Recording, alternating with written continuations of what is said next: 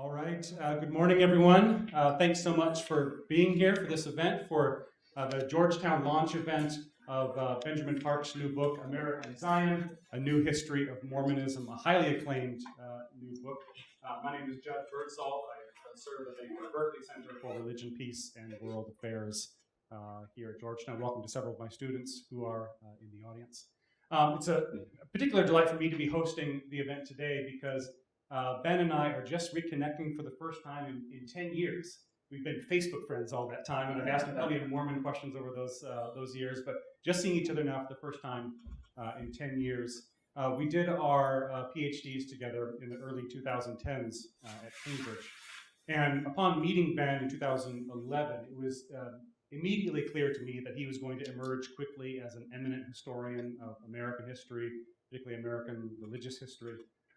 And my prophetic insight has come to pass.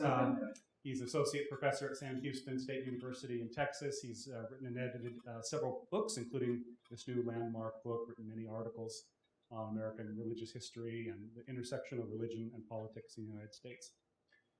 Me, on the other hand, after just 1 year in the history department at Cambridge, when the history department leadership found out I was writing a dissertation about the Obama administration during the Obama administration, they said, that's not history, that's journalism. Go somewhere else. And so I had to flee as a methodological refugee to the politics department, where I found greater toleration there. Anyhow, nice to reconnect with Ben. Nice to have you all here. He hasn't been on Georgetown's campus in quite a while, so nice to have him back. He will speak for around 30 minutes-ish, and then we'll use the remainder of our hour together for Q&A. All right? Please join me in welcoming Dr. Park back to Georgetown. Thanks, Judd. I could also shed praise on Judd. I immediately knew that not only was a great scholar, but a great administrator, and the things he's able to organize, I greatly admire. I've learned when speaking to groups, especially those who are new to understanding Mormon history and may not have much of a background knowledge, and especially when there's so many students, and I'm so glad to see so many students, that sometimes the best way to discuss Mormonism is through images.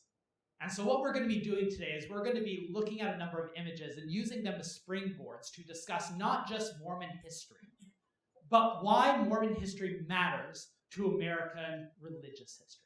Because one of the things I try to do in my book is not just to tell the story of how Mormonism came to be, though that I promise that story in itself is fascinating in its own right. But I try to show that Mormonism can offer a particular slice of broader contours of American life, especially American religious history, democracy, and so forth. Particularly, I try to tell a background of how modern Mormonism, at least in America, came to be socially conservative, politically Republican, yet culturally diverse. None of those things were ever predetermined. And in writing those trajectories, I quickly realized that Mormonism can tell us something of how we got to our current divided state of America, where we are beset with conflict and strife. And so I argue that Mormonism, like America in general, is a product of 2 centuries of cultural wars. And I want to give just a taste of that through these images today. And I'm going to be very rude and ask for a bit of participation, even from the start, because I want you involved in dissecting. So I'm going to show you some images, and then we're going to dissect them together. And I'm going to ask you for your initial responses, and then I promise I'll act like the professor and actually explain. All right, you guys bought in? All right, my first image is going to be the first published image of Joseph Smith that ever appeared. All right, Joseph Smith, the founder of Mormonism, seen as the dignified prophet of the Latter-day Saint tradition. This is the first image of him that ever appeared in print. What do you think? What are, I promise I won't belabor this, but what are some things that immediately come to mind? What's going on here? You can discuss the types of figures, what they're wearing, what they look like. Not flattering. He does, Joseph Smith's on the left, just to be clear. Joseph Smith doesn't look does he look like a dignified Protestant minister? No. Does he look like a dignified figure at all? No, I think the scholarly term is a country bumpkin. Right? You can see he's kind of got the high forehead, the crazy hair, the misworn, ill-fitted clothing. And then you have, who's the other figure on the right? Looks like the devil, right? Two possible reasons for why the devil's there. One, the devil is the person who kicked Joseph Smith into America, right, as an agent of chaos. Or two, that like not even the devil likes Joseph Smith, and even he's kicking, Joseph Smith out of hell. Both entertaining interpretations. But the significance of this image to me is that Joseph Smith in early Mormonism seemed to pose a problem to Americans in the early 20th century. And that now that we are in this era of religious liberty, where all religions are allowed to flourish based on their, work or whatnot, what happens when you get these deluded prophets who are running around seeking converts? Now that the state's not intervening and telling you what's a good religion and a bad religion, how are we going to stop frauds? Was the idea. And that's how they viewed Joseph Smith. Joseph Smith, to many early Americans, was the threat of democratization. And by that I mean when you democratize everything, make everyone equal, place everyone on an equal playing field, there's going to be some crazies. And that's how early Mormonism was often depicted. All right, I'm going to show a second image. One of the things that Joseph Smith did in his early years was he said that Latter-day Saints should not, or the converts to the Latter-day Saint tradition, don't just believe the Book of Mormon or participate in our rituals and be baptized, but you actually have to gather to Zion. Zion being the center place where God will rule and God's elect should live. And he did not just say that Zion is a place. He dictated where it's going to be. He gave coordinates. It is located a block away from the courthouse in Independence, Missouri. Independence, now a suburb of Kansas City. And he didn't even stop there. He then drew blueprints. This is what the city of Zion is going to encompass. What are some of your immediate reactions to what the city of Zion is going to look like? Some of the things that stand out to you in this image. Yeah? It's very rectangular. It's very rectangular. It's very ordered. We have clear, precise lines dictating God's rule is going to organize where you live, how wide the streets are going to be, how large your plots of land are. Then you have, in every city, and Americans were building lots of cities during this time, because this is a time of massive American expansion. What do you typically put in the center of a city? You put important things, right? So what do you think are placed in many American city plans in the early 19th century? What types of, what are they using that land for? Any guesses? Churches? You would think churches are being increasingly pushed to the margins of society and being replaced with, town halls, courthouses, city halls, things that represent this government function. And so you have government buildings taking up the center plots of these new cities. You might also have marketplaces, right? The other new center of America, this growing capitalistic order, where, here is Joseph Smith and the Mormons in the city of Zion, reorienting society, pushing those city and market things out to the corners of society, and in the center, they're going to have temples, religious structures that represent the merging of earthly and heavenly orders. Like this blending place of sacred and profane. So they even outline 24 temples that are going to exist in the city of Zion. Now, you'll also note that not only does he draw out what the city of Zion should be mapped out as, he writes instructions for how Zion is supposed to be organized. Almost every inch of this paper is filled with these instructions. Among those instructions was the population of what the city of Zion should be. He estimated 20,000 residents in the Mormon city of Zion, at a time when the number of Mormon converts were in the hundreds. Mormons were never anything if not audacious. And eventually someone points out, like, hey, Joseph, there's not enough plots for homes here for 20,000 people. And Joseph is like, you're right, we need to revise. Do you think he revised the number of people? No, he revises the space. This is a revised plot of Zion. But the problem is, there was already an existent city in Independence, Missouri. And I love this next image because it captures this conflict, how the reality and the imagined don't really match. This is what happens when you take that plot of Zion and you place it on the already existing structure of Missouri. You see the roads don't line up, you see the homes are going to be obliterated, and that reflects the constant tension that early Mormons faced, to where they came into a city, declared it Zion, wanted to build up God's church, but guess what? There are already people there who weren't too happy about these changes. So imagine you get neighbors moving in next door to you.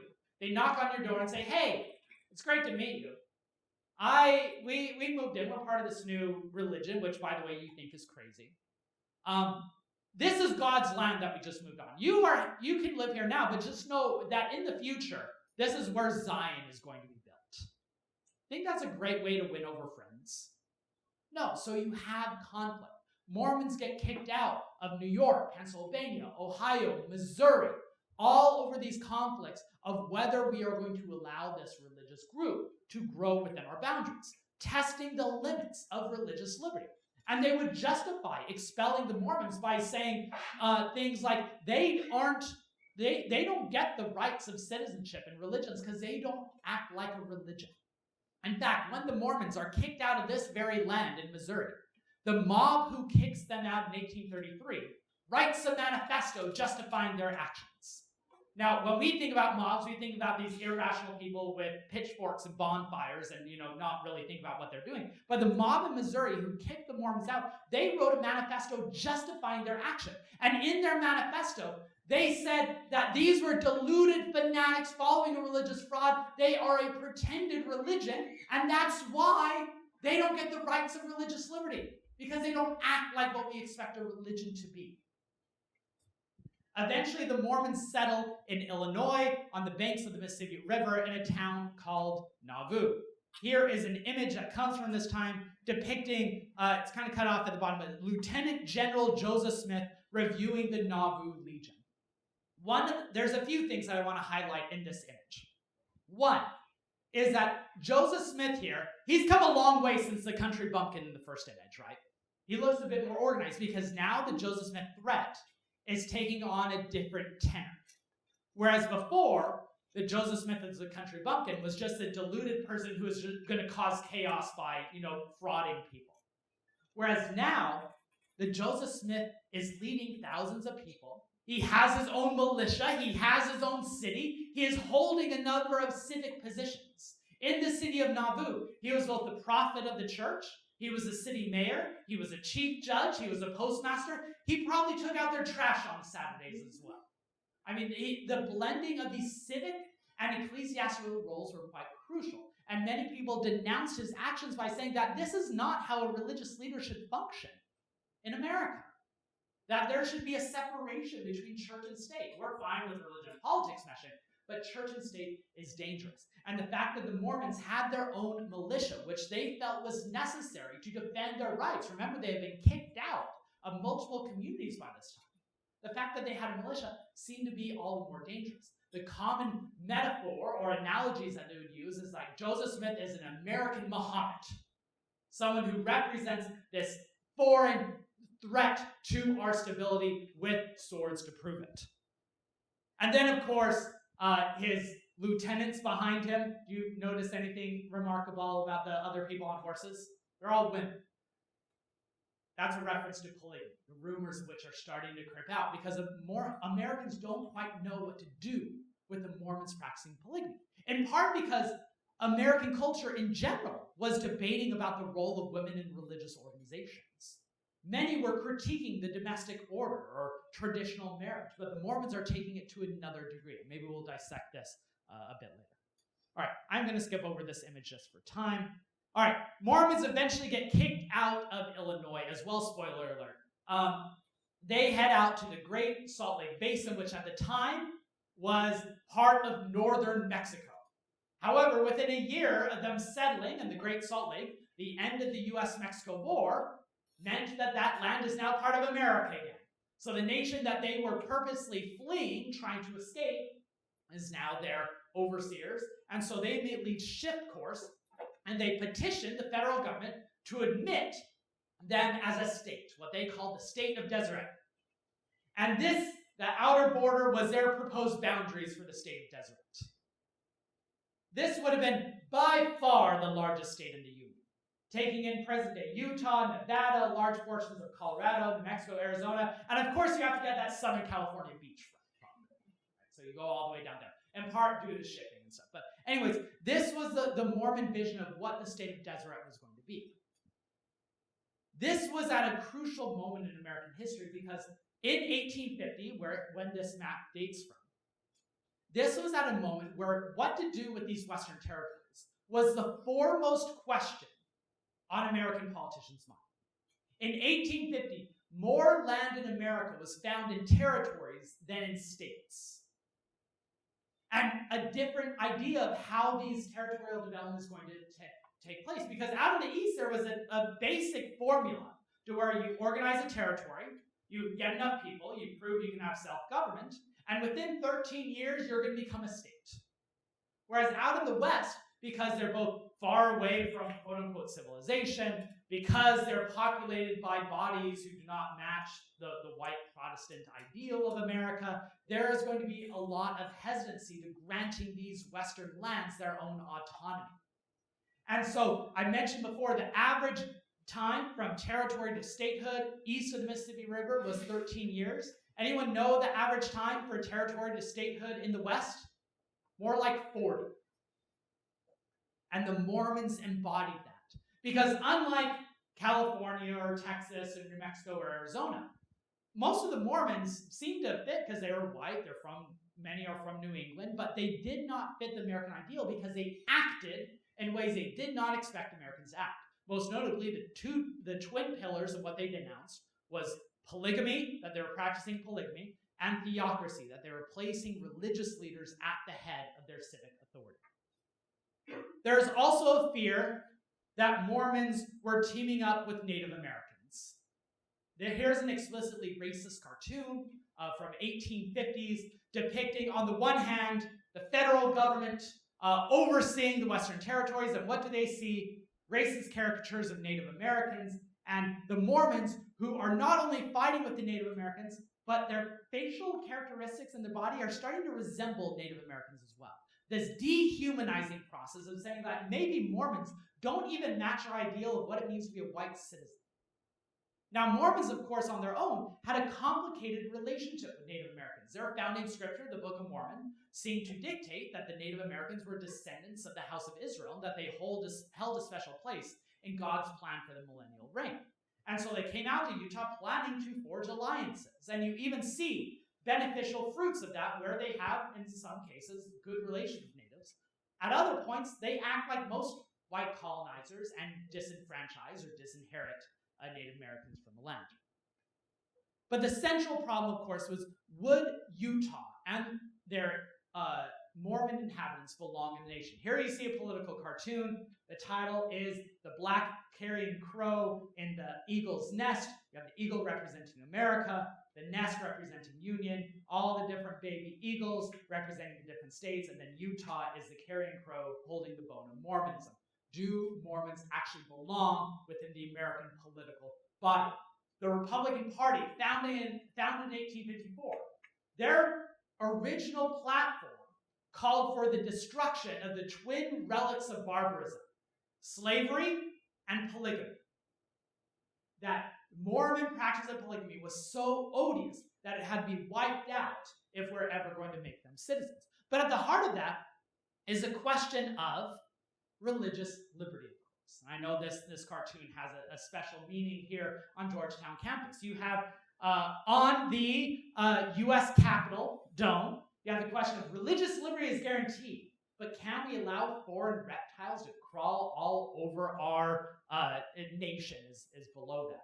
And you see crawling on the U.S. Capitol, the Roman Church, Catholicism, and the Mormon Church out in Utah representing these foreign threats. You can also see the subtlety of the artist, where the head of the alligator looks like a pope, and the shell of the turtle looks like the Mormon tabernacle. And this is where it gets into the crucial question of how much religious liberty are we actually going to grant in America? Because Mormons argue that polygamy is our sincerely held religious belief. So you have to grant us the right to practice it. Whereas Americans say, yeah, we believe in religious liberty, but there has to be a limit. What happens when it threatens our idea of tolerance? Just like the Catholics had threatened our idea of toleration because we can't trust people who pledge allegiance to a foreign pope. Just the same, we can't trust the Mormons who pledge their allegiance to a theocratic leader who's practicing polygamy. This debate goes all the way to the Supreme Court. And I detail all the legislative disputes and things, but it ends up in the Supreme Court in 1877 in a Supreme Court decision titled Reynolds v. United States. The Supreme Court rules that you have the liberty to believe what you want, but you don't have the liberty to practice what you want. That when your even sincerely held beliefs of practice conflict with our federal laws, that's a conflict, and that can be regulated. And that belief-practice distinction is still a crucial matrix through which we understand religious liberty today. And that starts out, so that was in 1877. The 1880s, Mormons still stuck their foot in their sand and say, we're not moving, we're not giving up polygamy. At the same time that the federal government is now flexing its muscles as a stronger imperial power, trying to govern, especially these people in these Western territories. So here you have another political cartoon of Uncle Sam's troublesome bedfellows, depicting this the American nation dealing with these explicitly racist caricatures of those bodies who make up these Western territories. You have Asian Americans depicted here. The Chinese Exclusion Act is passed in 1882, which restricts Chinese immigration. You have Native Americans right next to Uncle Sam. The Dawes Severalty Act in 1887 disenfranchised a lot of indigenous tribes, taking away their rights of land ownership and indigenous affiliation. You have a racist stereotype of African Americans. This is the decade where they're repealing a lot of the Reconstruction laws, including taking away the Civil Rights Act. You have Irish Americans in the far right, another anti-Catholic barb in the American imagination. And then, of course, you have the Mormon patriarch holding his scroll of polygamy. That Uncle Sam is now willing and able to prosecute all these groups. So your rights to immigrate, your right to own land, your right to have political equality, your right to marry plurally are all things that the federal government is going to target. And Mormons still refuse. And so for about 5 years, Mormon leaders were all fugitives from the law, governing the church from the underground, because they refused to obey the federal rules on polygamy. It wasn't until 1890 that the LDS Church formally renounced polygamy and embraced America's plural system, although privately polygamy lives on in ways that I talk a lot about in the book. All right, one more image on race, and then I'll jump into the 20th century.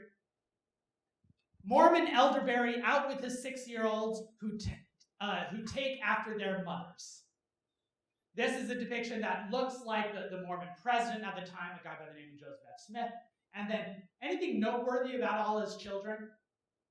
They all look like they represent different races. All the races but one, because in the Mormon imaginary mind, in the American imaginary, Mormons did not have the rights to white citizenship, nor did they act like white Americans, and therefore they were devolving as a race. And there was a strong undercurrent in how people talked about Mormonism throughout the end of the 19th century that both dehumanized them and cast them as, a racially other, which shows how much race was bound up in these cultural evolutionary ideas. But anyways, we can discuss more later. All right, I'm going to jump ahead to the 20th century for a few images. If you don't mind craning your neck as we jump into the 1950s, 1960s, Mormons start a slow and uneven march toward cultural assimilation throughout the 20th century. Once they give up polygamy, embrace America's two-party system, they start trying to prove their American bona fides. And one of the ways they do this is in the post-World War II era, where a number of Mormon leaders, like Ezra F. Benson, the figure in the middle, embrace this new vision of Christian libertarianism, meaning emerging of Christian ideals with this right-wing conservative vision of America, one nation under God. Now, the kind of the early seeds of the religious right. But in a particular way. This guy to the left of Ezra Benson, his name is Robert Welch. He was the founder of the John Birch Society, if any of you have heard of this. This right-wing, extreme conspiratorial, anti-communist view that Mormons quickly became a predominant part in shaping that idea. And it was a way to prove that we are patriotic Americans by embracing a particular partisan view of politics. I also show this image because it represents a shift that's taking place during the 20th century, in which at the start of the 20th century, a majority of Mormons, and I know this is going to be shocking to hear, but a majority of Mormons in the early 20th century leaned toward the Democratic Party.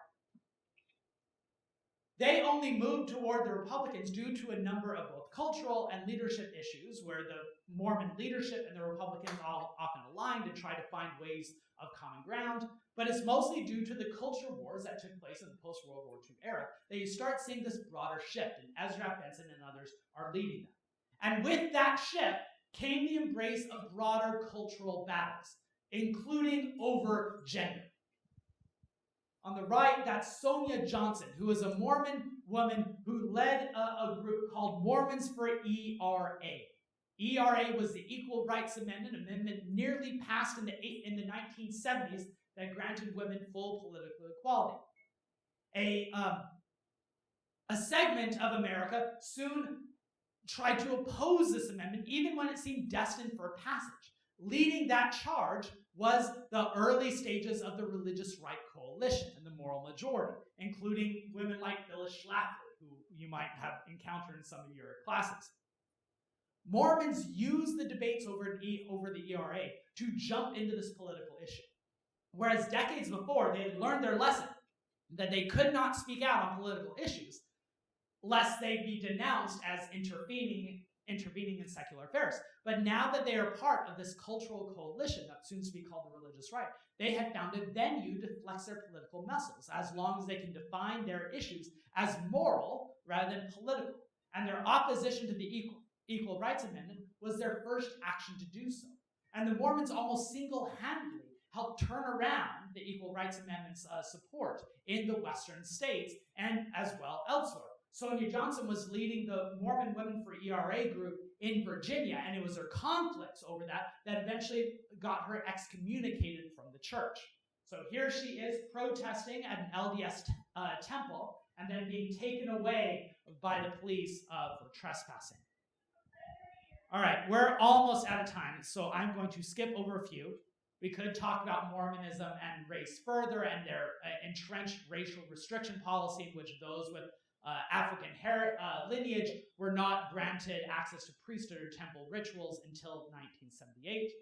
We could talk about the debates over intellectual independence and that climax in 1993 when a number of prominent Mormon intellectuals were excommunicated for their feminist scholarship. But I want to discuss very quickly and end by on the mark of the Mormon moment, which took place around 2012, when those of you who are old enough to remember, it seemed the Mormons were everywhere. Mitt Romney was running for the presidency. He won the Republican nomination in 2012. The Book of Mormon was on Broadway. You saw the I'm a Mormon advertisements everywhere, including on Times Square. You were seeing Sister Wives or Big Love representing Mormon polygamists on television. Everywhere you looked were the Mormons, because by that point, by the 21st century, Mormons had become a central part of American society to reflect some of the peripheral issues of gender, of race, of entertainment, but especially on politics. I had discussed this political realignment that was taking place within Mormonism throughout the 20th century that led them from being leaning toward Democrats to being one of the most devoted Republican voting blocs in the nation. Now, of course, Mitt Romney tested that. When he first ran for the 2008 presidential nomination for the Republican Party, early on in his candidacy, he sat down with a number of right-wing Christian leaders like Jerry Falwell in order to determine whether evangelicals specifically would be willing to support Mormons, a group that they had previously denounced as heretics or as cults. And at this meeting, which Mitt Romney expected to dig into, like political issues, instead it became a theological squabble in which Jerry Falwell was questioning him on points on the Trinity. Evangelicals ended up not supporting Romney in 2008, which is one of the reasons why he did not get the nomination. But you get a further transformation of the Republican Party after that, because then theological fidelity was no longer seen as crucial. And so Mitt Romney ends up being a crucial step in this religious right coalition to no longer look for if you got the Trinity question right, but rather, do you support us on our cultural and social issues? I mean, one can only imagine a Jerry Falwell figure sitting down with Donald Trump today and asking him about the Trinity. That shows how much you have this cultural transformation of what it takes to represent the Republican Party. And also, represents how far the Mormon political coalition has changed. Could talk about same-sex marriage, further debates over women's equality, but I'll close on this image, which is an individual who attended the Capitol insurrection on January 6, 2021, dressed up as the Captain Moroni from the Book of Mormon, in which he was flying a flag with a scriptural text coming from the Book of Mormon, denouncing the Democratic Party for stealing the election as another embodiment of the evil kingmen that you find in the Book of Mormon. This merging that was a century in the making of viewing Mormon political theology with the Republican right. All right, I'm going to go ahead and stop my remarks there, and then we can move into the Q&A now. Is that cool? All right, so if someone can move the screen up. Awesome. Well, let's give Dr. Mark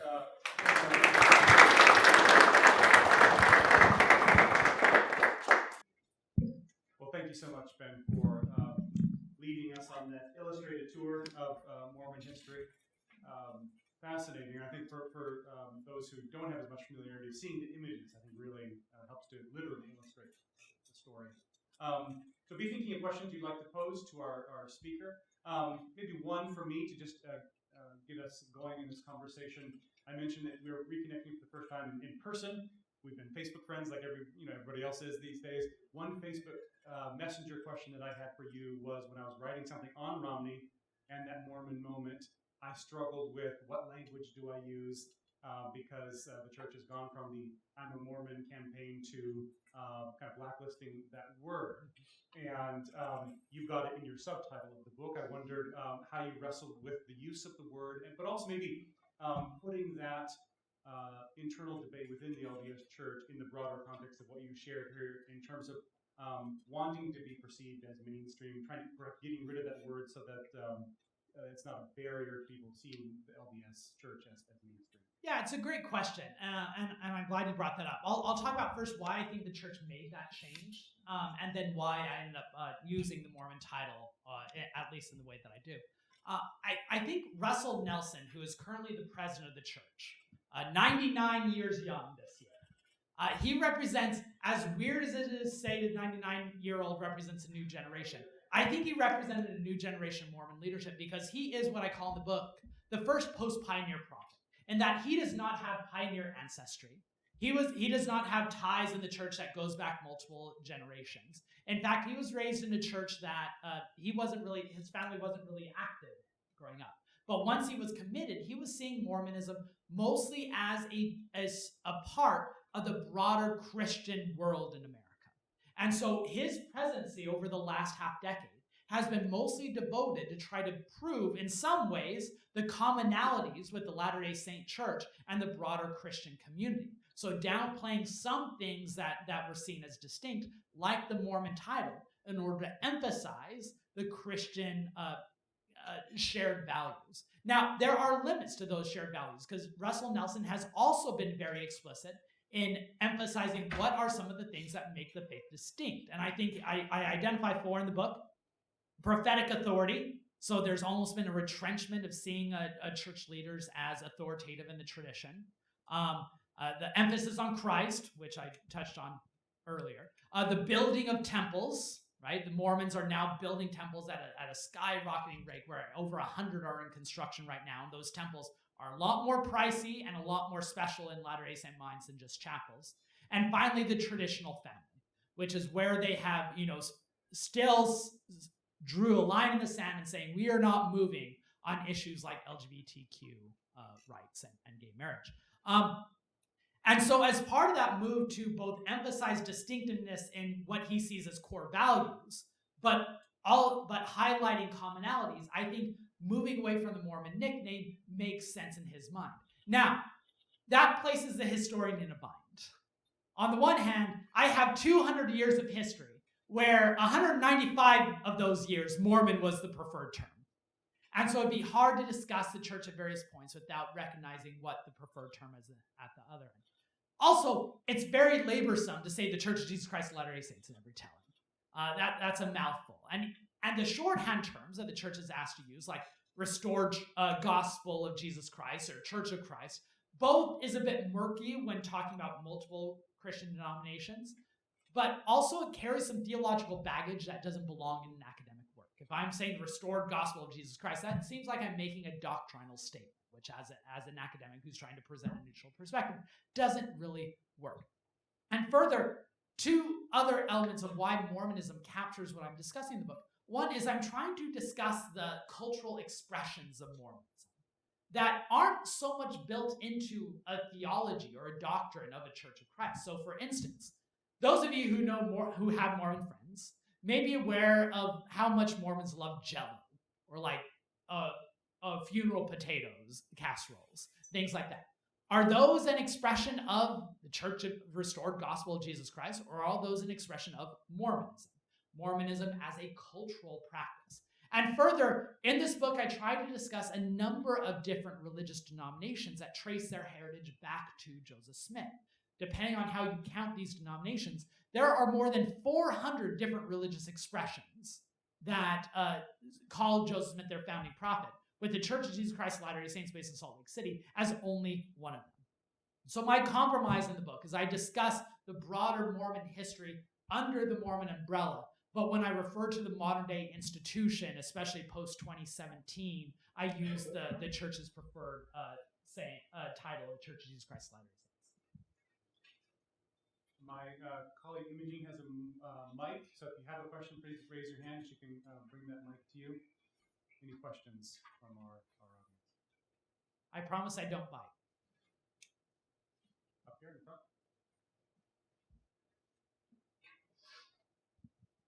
It was really fascinating to see the images, just sort of given the time period in which the faith developed and the ability of mass media to spread those kinds of images around the United States.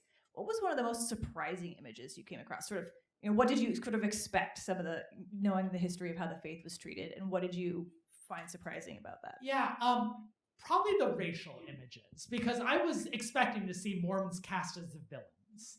I wasn't expecting Mormons to be cast as explicitly non-white in their minds, because these are people of Anglo-American heritage. And so it struck me that so many Americans were binding together in their mind these actions of modern sensibility and civilization to the white skin. And so when Mormons are doing things that did not match that idea or match those standards, they must not be white anymore.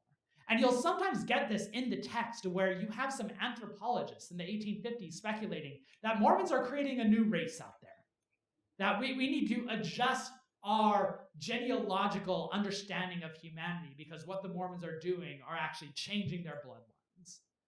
But to actually see that in print was quite striking to me, which it probably shouldn't be, where those of us who are scholars, we've seen a lot of these explicitly racist images in the 19th century, but to see it placed on a group that otherwise you would think would be, like, especially now, there are a few groups in America that you think of now that don't fit the stereotype of white more than Mormons, or right, that the Mormons are the stereotype of white Americans, and to see that broad juxtaposition was striking. Thanks. Question here. Hi, thank you so much for your presentation. Could you talk a little bit about how the cultural perception of Mormons has shifted, or if you see any tipping points? Because in all honesty, my primary image of them in some ways comes from Book of Mormon and things like that.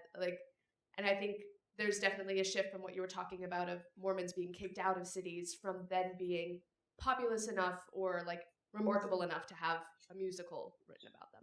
Yeah, so it's a great question. So the image of Mormons in American history. On the one hand, the 19th century, it was pretty uniform hate, right? So we can just say that most Americans thought Mormons were crazy in the 19th century, although the degree of craziness and the type of craziness evolved by whatever they were focusing on at the time. But the 20th century, the evolution is fascinating because Mormons start trying to earn their cultural commonality as soon as they give up polygamy in 1890. And they try to, we're American. And one of the ways they celebrate is they create the largest American flag ever made in America up to that point and drape it from the side of the Salt Lake City Temple, which, knowing the history I outlined, is a bit ironic. And for a couple decades, they do the hard cultural work of trying to prove that we're American just like you. And there are moments where it seemed like they succeeded, to the point that in 1947, which was the 100-year anniversary of the Mormon pioneers heading out to Utah, Time magazine placed the Mormon pioneers on their cover, celebrating the Mormon pioneers as a triumph of American pioneer industry, which, given that those pioneers were fleeing America, makes the image a bit funny. But it shows that Americans had come to at least see Mormons as these fellow strugglers in the colonization of the West and this idea of the pioneer spirit. And that worked for a couple decades, to the point of where when George Romney, who was Mitt Romney's father, ran for the presidency for 1968, his Mormon faith was seen as an asset. They thought that his Mormon faith represented that he's a hardworking, pragmatic, moderate individual who we can trust to hold political office. And his faith did not play any role in the national politics. Things change in the 1970s to where the Mormon favorability hits its peak in the 1960s. And then in the 1970s, you get two things happening. One, you got the rise of the religious right and the moral majority coalition, where the Mormons start fighting with conservatives against things like Equal Rights Amendment and abortion. And suddenly, American progressives and liberals are going to start viewing Mormons the same way they view white evangelicals, which is with skepticism. And further, white evangelicals are still not sure that they can trust Mormons, because in the 1970s, you get a rise of this anti-cult discourse. How many of you know, like, the Jim Jones saga, right? This idea that sparks this idea of there are these cults that are dangerous. And so there's a number of evangelical organizations that start resurrecting the Mormons as cult narrative. There was a movie created titled The Godmakers that was being shown before 1 million people a month in the early 1980s that was showing we can't trust these Mormons. So it seemed likely for a moment that the Mormons were going to be pushed to the cultural margins again. But instead, politics start trumping theological purity for a lot of evangelicals. And you have Jerry Falwell, the leader of the religious right, who quite literally says, I'm not going to show the Godmakers on my Christian broadcasting network because we want Mormons to support our moral majority coalition. And so suddenly Mormons are not seen as dangerous anymore. And so by the time that the Book of Mormon musical comes out in 2009, 2010, you have a public that once again does not see Mormons as a threat. Now, there are people that can be laughed at, sure. I mean, the Book of Mormon is making fun of, the Mormon missionaries and their scriptural texts and their views on one way or another. But even though they're seen as, people that we can laugh at on stage, they're harmless. They're not a threat to us anymore. They're doofuses just like the rest of us. And so Matt Stone and Trey Parker, the people who created South Park and created the Book of Mormon musical, they speak glowingly of Mormons. When they talk about Mormons, yeah, they make fun of them. They're like, they're my loving neighbors down the street who bring me casserole when I'm sick. I just think their views are pretty funny. So Mormons are still kind of placed on stage to the American culture, but the way that they're placed on stage for entertainment is no longer seen as dangerous or a threat. And I'll use one more example for this.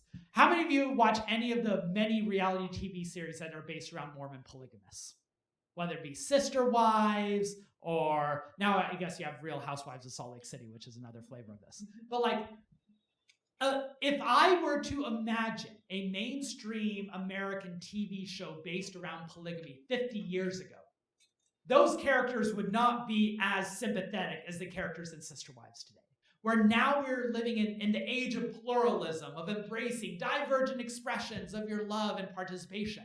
And so even Mormon polygamists are seen as people who, yeah, they're a bit quixotic, and yeah, I don't want to enter polygamy myself, but at least they're noteworthy people, and I'm going to cheer them on when they go to the Utah State Capitol and fight for their rights as polygamous unions. So I think those are a few of the elements of how the Mormon image in popular culture has changed.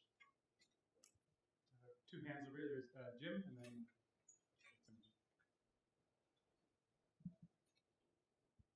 Sorry I'm late, and apologize if you covered this.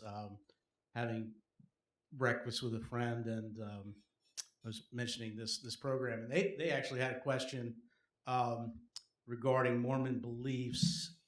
If you could give examples of either changing doctrinal beliefs or obviously bringing up polygamy, but to soften the image or to become more mainstream Christian, if you have some examples of that. So changes in Mormon beliefs and doctrine, especially to soften their image.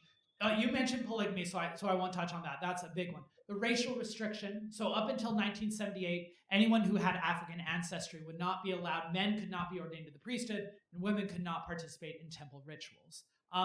That was something that was born out of anti-Black racism in 19th century America, especially the fear over interracial marriage.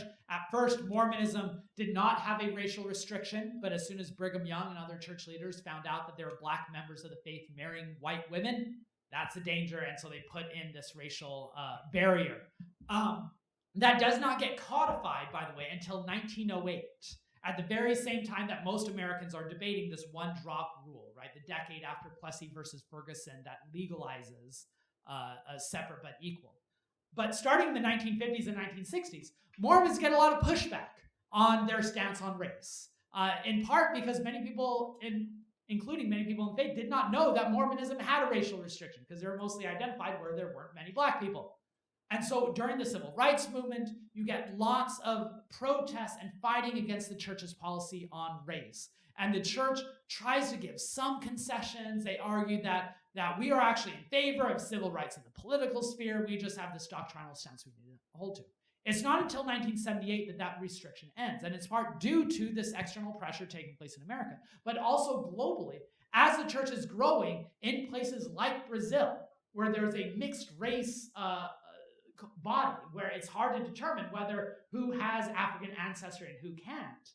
How are we going to function in that world? But that's what leads church leaders to asking different questions and results in 1978 them removing that racial restriction, which isn't the end of racial issues in Mormonism that I detail in the book, but at least removes that barrier. One other point of a doctrinal change.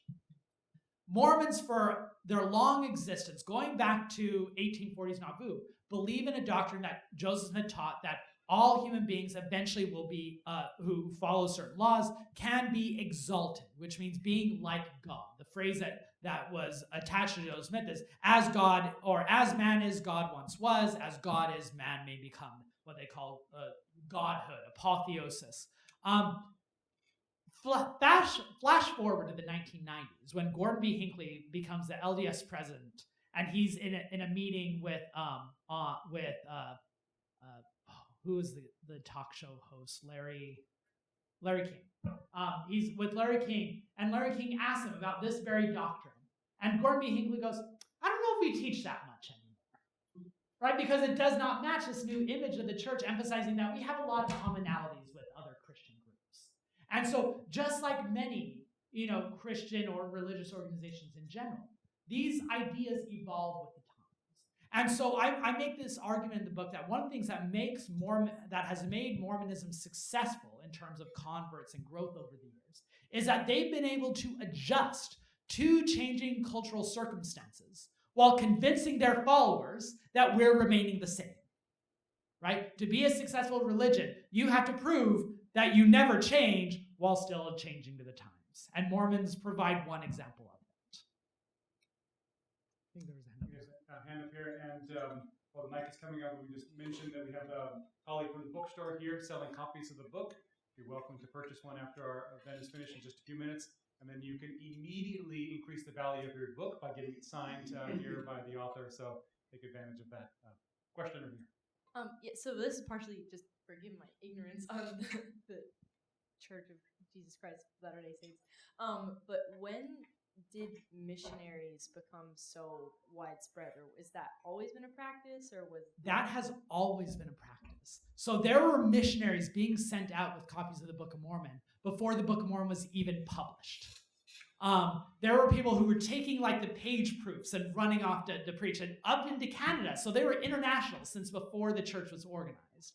In 1852, Brigham Young from Utah sends missionaries to Singapore, to Taiwan, to South Africa. They have thousands of converts coming in from England in the 1840s. So much so that in Mormon Utah in the 1850s and 1860s, if you were to run into a random person in the street, you had a 70% chance that you were going to be talking to someone who was born outside the United States. And so Mormonism from the beginning had always been shaped by these global missions. Even Sorry, later, the microphone as it comes to you. I was even later. Hi, John Lewis. I was even later than this gentleman because I don't know if I were on the board of Georgetown, I'd put better signs up. So you may have covered this, but going back to Palmyra, New York, and the link with Native Americans, and you may, as I say, have covered this. I used to be, once upon a time, an anthropologist, and I had a professor at Yale all of whose archaeology was totally 100% funded by the Mormons, and had no interference with his findings because they were sure that his findings would confirm the Book of Mormon. But somewhere along the line, it was explained to us, and when I later became director of agriculture at USAID, we always did all our irrigation programs with Utah State University. You couldn't even think about technical assistance. And it wasn't just because of the senators from Utah pushing our budget, but how did the Mormons learn irrigation? This was always, did they go down to Arizona and study the system there, which is considered the most perfectly engineered irrigation system on the planet? Yeah. But it had since died from drought. Yeah. But there were still old people there who knew how it worked. Or how did they learn that? Or maybe you covered it all. Yeah, so I see two questions on. One is like using this Book of Mormon archaeology thing, and two is irrigation. On the irrigation question, they basically were following models and adapting models that were common among Western pioneers moving across America in the 1840s and 1850s. And then adapting it to Utah to the point where they were very successful in 1850s. And it's also noteworthy that even though Mormons speak about Utah as this desert, Utah was the most water-filled area, water-rich area in the Mountain West, right? Because you have the Utah Lake and the Salt Lake Lake. And it's why indigenous populations had been going there for centuries. And so they were able to take advantage of the irrigation patterns already in place. When it comes to Book of Mormon archaeology and stuff, Mormons have always gone through this shift of trying to defend the Book of Mormon and its historicity of did it take place in the book in the Americas? Can we prove it? Early on, Joseph Smith was kind of everywhere when he was talking about where the Book of Mormon took place. Sometimes he would mention that, oh, these hills that we're looking at in Missouri were built by the Nephites. And other points, he was like, oh, look at this new archaeological work that's coming out of Central America. That must be where the Book of Mormon people were. It's not until the 20th century that Mormons start getting serious. Well, maybe we can find evidentiary proof of ancient civilizations that validate the Book of Mormon. And they go on expeditions. They start funding people to get these higher degrees at Yale and other places. And they often come up short of trying to find this valid information. To the point now, I see the church kind of rotating back to where in the 1970s through the 1990s, there seemed to be genuine optimism that we are going to find evidence of horses in ancient America to prove the Book of Mormon is true. Whereas now, the church has kind of moved away from that model. And we're like, actually, the evidence of the Book of Mormon is through prayer. And maybe the ancient civilizations who made up the Book of Mormon characters, they're one of many populations in the Americas, and we'll never find actual proof. So you get this evolution of how the church speaks about potential truth validating their scriptural claims. Any final question? This class period ends at 11:50, so that's why there's been some students trickling out to go to their next classes. Any final questions? And if not, let me just thank Dr. Park for coming to Georgetown today, for sharing this very enlightening, very interesting talk with us. Again, get a copy of the book if you'd like to dig into these issues further. Are you able to stick around for a Of few course, minutes? yeah, If you want to chat one-on-one, the speaker will stick around. Let's all thank Dr. Park.